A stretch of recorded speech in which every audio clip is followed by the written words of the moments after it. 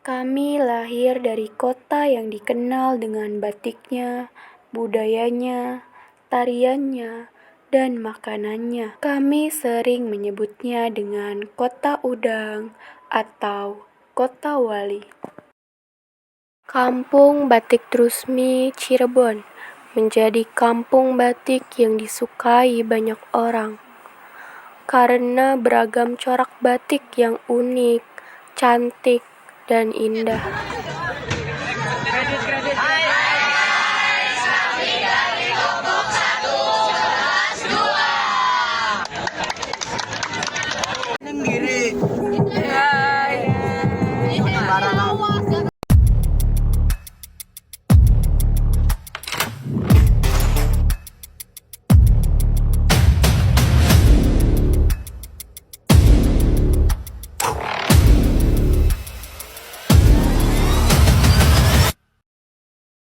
Kampung Batik Trusmi masih sangat menghargai budaya dan tradisi yang ada. Trusmi berada di daerah Kabupaten Cirebon, Kecamatan Pleret, sekitar 4 km di sebelah barat pusat kota Cirebon, Jawa Barat. Desa yang hingga saat ini telah menjadi sastra bisnis batik dan menjadi objek wisata batik dan juga pusat berbelanja batik.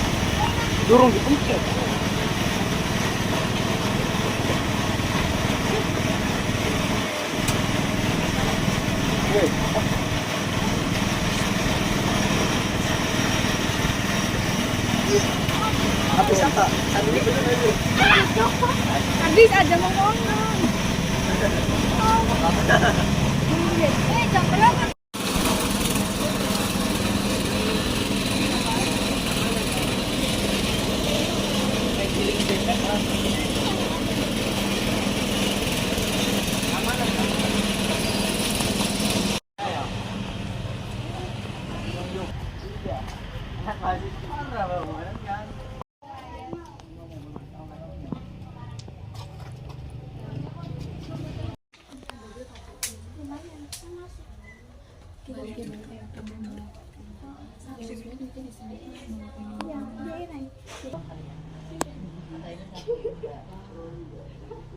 Berarti yang ini yang di bawah bisa? Yang itunya ya. Oh boleh. Udah ke bawah.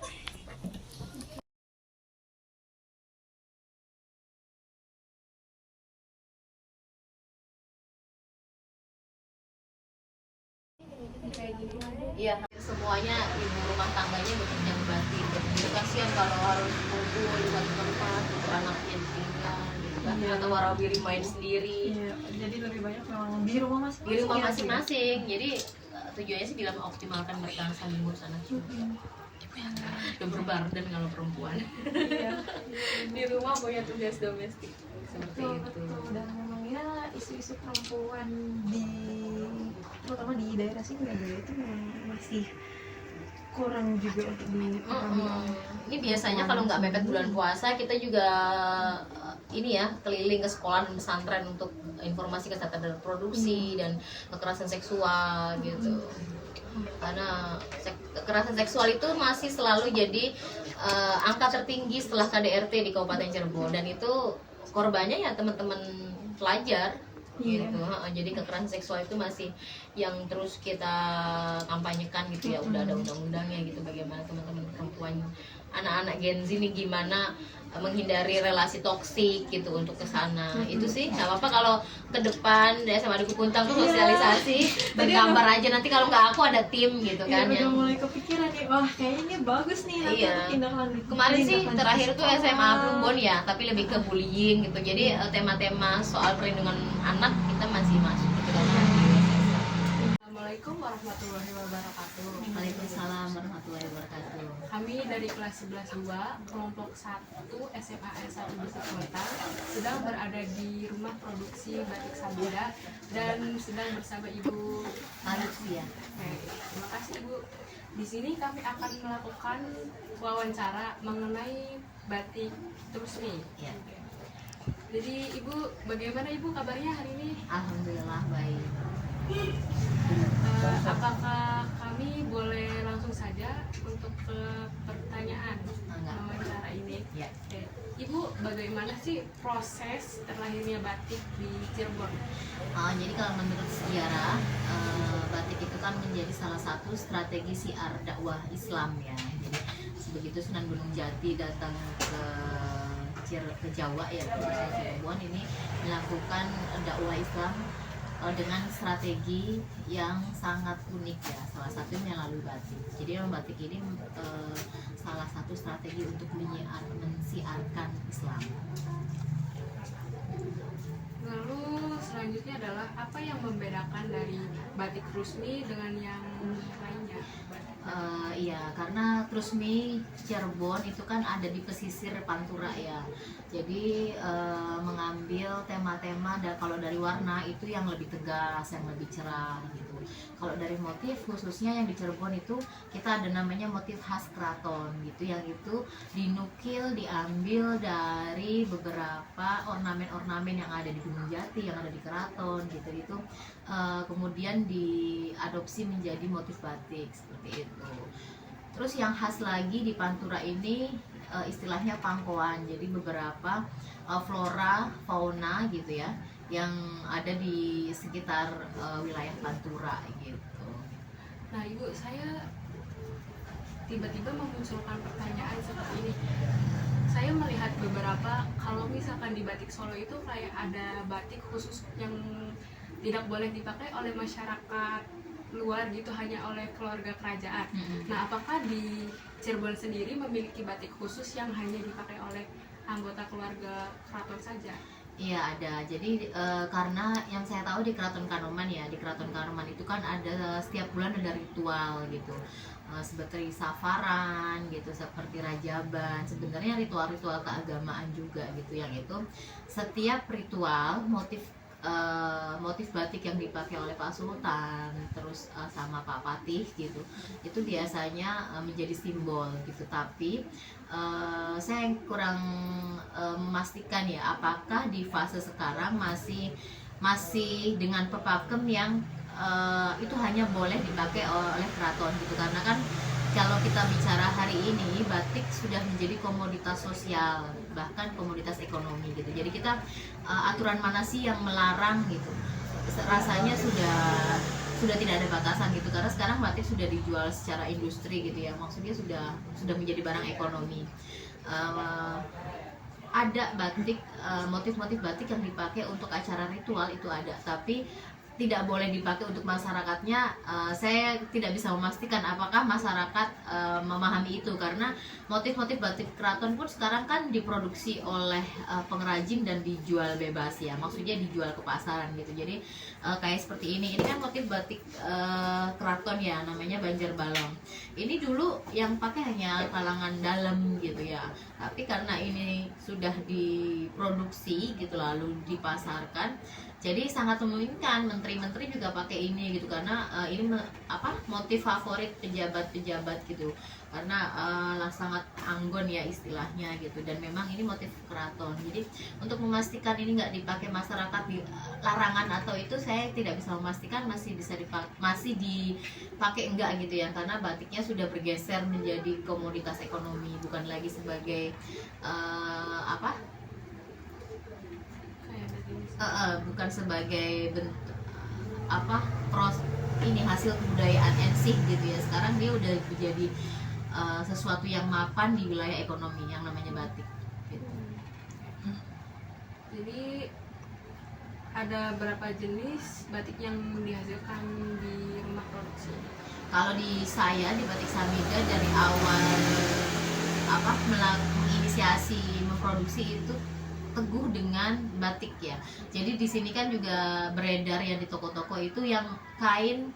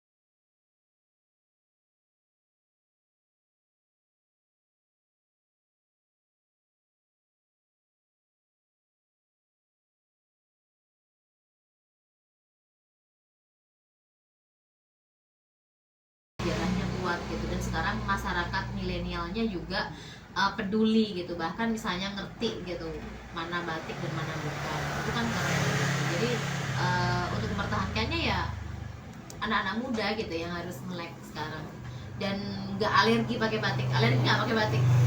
Nggak ya, oke, keren berarti. Lalu bagaimana batik Trusmi ini mempengaruhi kebudayaan sekitar? Jadi saling terkait ya. Kalau dari motif, ada juga motif yang diambil dari lingkungan sekitar gitu ya. Misalnya motif kompenian itu jadi mengadopsi aktivitas-aktivitas masyarakat sekitar gitu. Terus batik sendiri mempengaruhi kitanya itu melalui ekonomi gitu. Bagaimana kemudian batik meningkatkan perekonomian masyarakat sekitar sini gitu ya, wilayah Pren, bahwa hampir sebagian besar mata pencahariannya melalui batik seperti itu. Jadi saling mengisi ya, manusianya mengolah dari kehidupannya gitu. Kemudian dari situ eksesnya batik memberikan nilai-nilai ekonomi. Berarti di sini tuh masih apa ya, cara apa untuk kesehariannya ini masih kepada batik untuk ini batik, atau hanya beberapa persen? Saya kurang paham detail BPS-nya ya, maksudnya secara persentase detail gitu. Tapi kayaknya masih adalah kalau 50-50 ya, meskipun misalnya kalau saya nih mencoba mempelajari batik dan ada di ini isu-isu batik sekitar baru 15 tahun ya. Tapi saya sendiri kan tidak fokus memproduksi, menjual gitu, karena saya punya aktivitas lain di kantor ya. Tapi selepas jam kantor tuh saya konsentrasi di batik seperti itu. Ya, terus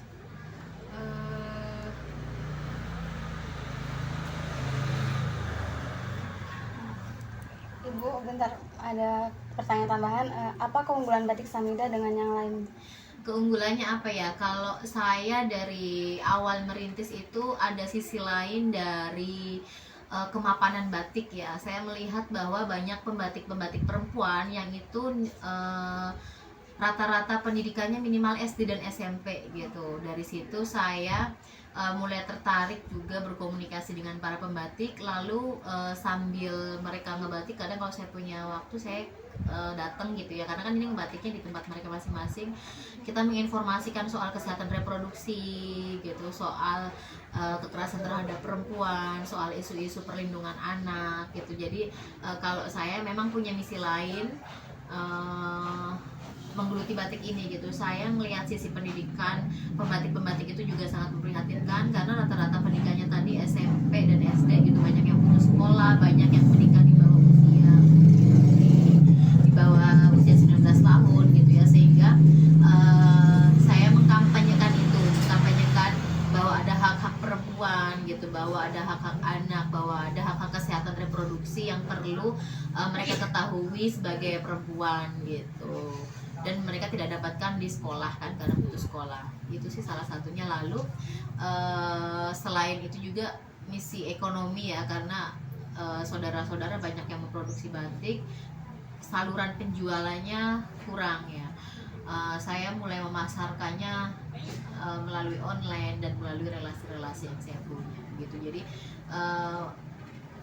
kalau secara apa ya, secara bisnis mungkin nggak ada apa-apanya dibanding pemodal-pemodal besar gitu ya. Tapi kalau saya punya misinya tadi, saya ada misi untuk terus menyiarkan nilai-nilai juga gitu, karena ada yang lupa misalnya filosofi dari motif batik.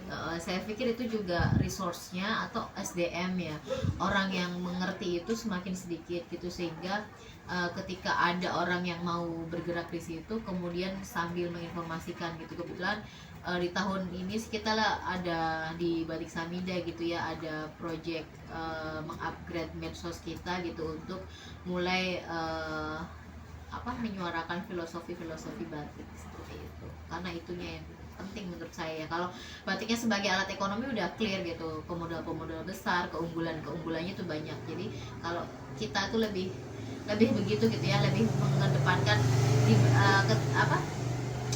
mengedepankan nilai yang ingin kita informasikan ke generasi penerus gitu, menginformasikan sisi lain bahwa di balik produksi batik ini juga ada yang namanya PR besarnya polusi. Sejauh mana sih pemerintah bahkan pelaku bisnisnya sendiri memikirkan tingkat pencemaran air dan tanah. Itu yang mungkin akan jadi jangka panjang ya, seperti apa gitu. Berarti untuk batik Samida ini, ibu ini kan memiliki visi untuk membantu perempuan-perempuan yang apa ya namanya, kayak yang sekolahnya itu kurang buat dilanjutin untuk mendapat pekerjaan yang lebih gitu. Jadi ibu nih sama saja membantu kalangan-kalangan yang maaf ya kurang mampu untuk melanjutkan ke tingkat yang. Kalau di tahun awal-awal saya rintis ini, kebetulan masih ada PKBM dan paket C gitu ya. Terus masih ada yang belum nikah, itu masih mau sampai SMP tuh melanjutin dari SD gitu. Cuma ini PKBM-nya juga di sini sama pemerintah desanya kan nggak berlanjut nih ya, berganti orang gitu, terus nggak berlanjut. Jadi udah nggak ada lagi yang melanjutin ke jenjang paket gitu. Sebenarnya itu sangat dibutuhkan, makanya coba nanti ini juga kita lagi mencoba menginisiasi paket itu gitu ya, paket C untuk kejar paket C untuk SMP lah minimal gitu, jangan SD banget gitu ya, karena banyak di sini mbak yang baru SD gitu. Jadi kan pengetahuan mengasuh anaknya itu akan seperti apa gitu kan ya, karena kan ngasuh anak nggak segampang membesarkan anak ayam gitu. Jadi ibunya harus pinter juga, harus cerdas juga gitu. Makanya di situ kalau sekarang nih saya di peringatan di dunia kan ada peringatan International Women Day nanti di tanggal 8 Maret itu biasanya saya juga membagikan brosur-brosur pengetahuan. Kalau mereka nggak bisa baca nanti dibaca ini, dengerin nih, di dunia itu ada peringatan Hari Perempuan, artinya perempuan tuh harus dihormatin gitu. Terus buat ibu-ibu yang udah nikah nih, sok ada nggak yang diperlakukan gimana gitu oleh suaminya seperti apa gitu, karena itu juga yang sangat tabu di masyarakat gitu kan, sementara mereka menghadapinya setiap hari. Sehingga informasi-informasi itu yang menjadi visi saya. Oke ibu, terima kasih telah menjawab pertanyaan yang kami wawancarai. Terima kasih. Sama-sama mbak, sukses ya. Ibu sukses juga ibu.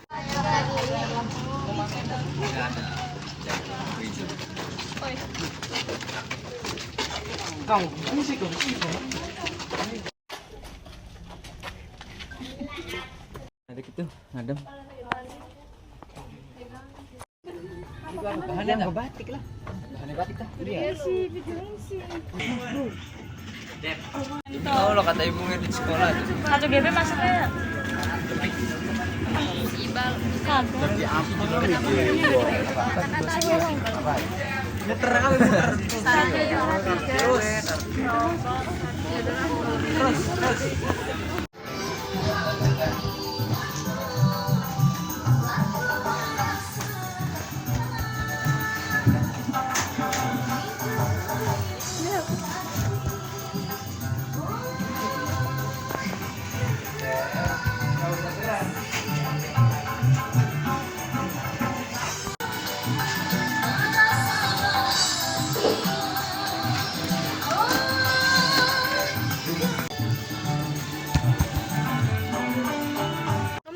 Gini dulu. Mau lihat doang sih. Sini. 5 orang gantian aja soalnya tempatnya lebih sempit. Ibunya cun.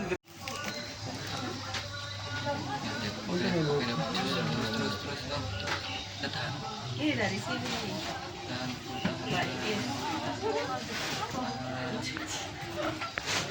Video mana di sini? Hai le, binodol le.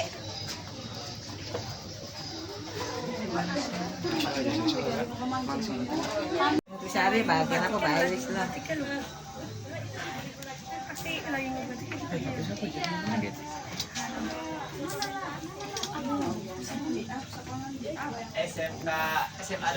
Pesan yang dapat kita ambil yaitu kita harus melestarikan batik dengan baik dan memperkenalkan batik ke masyarakat agar masyarakat tahu tentang batik dan belajar membuat batik.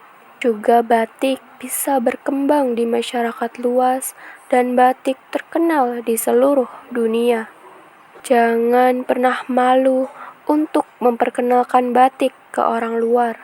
Dan jangan malu untuk memakai batik karena batik adalah warisan budaya Indonesia.